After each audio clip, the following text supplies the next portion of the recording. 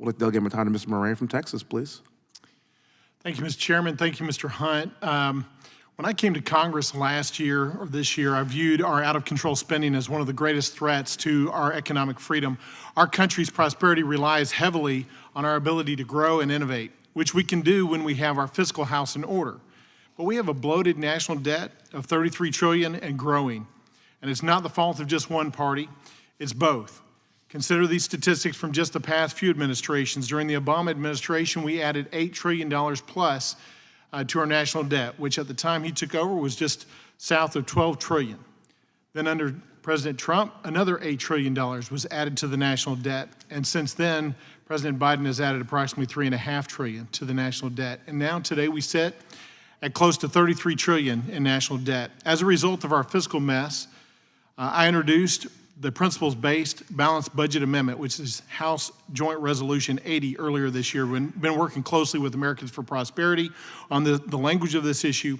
And this constitutional amendment, which is written in a way that is meant to be flexible, comprehensible, meaningful, and frankly, able to be passed and to be ratified, will allow Congress to affirm the principles of maintaining a balanced budget without overriding any of the policymaking power.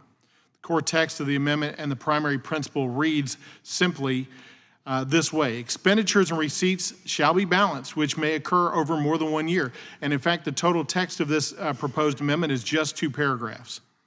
It also allows for emergency spending with 2/3 approvals from both chambers, but it allows Congress to decide how to balance the budget, whether it's structural or biennial, and gives Congress flexibility to change the design of the implementing legislation. The BBA serves as a foundation for Congress to implement detailed legislation over time that meets the moment. Washington has racked up a pretty hefty bill over the past 20 years, and now families and businesses are experiencing the crippling inflation and soaring interest rates as a result. They balance their budgets. Why cannot we? Increased debt leads to decreased freedom. Regardless of the statutes that would underline this constitutional amendment that would put in place those things that need to happen to make it a reality, we cannot ignore this any further.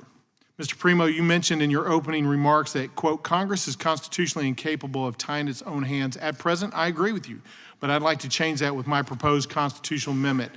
You testified before this committee in the past in favor of a balanced budget amendment in 2017. Do you think it's needed more now than it was then? And if so, why?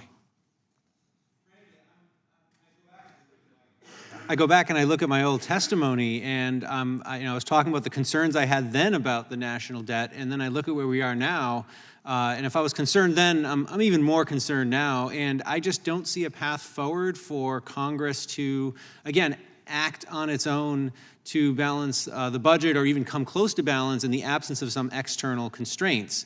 One of the things we always hear is, oh, Congress can balance the budget anytime it wants. Well, empirically, we can look back in history and see that at least in the last few decades, that really doesn't happen anymore. Without a constitutional balanced budget amendment, do you think Congress really will rein in spending the way it needs to and get its house in fiscal order? Unfortunately, just looking at the track record of Congress on lots of other issues, it often will take a crisis before meaningful action occurs. And some people say, oh, crisis is a great opportunity for action, as the saying goes, but I actually think that's a really terrible time to make legislation and make decisions because you're under the gun.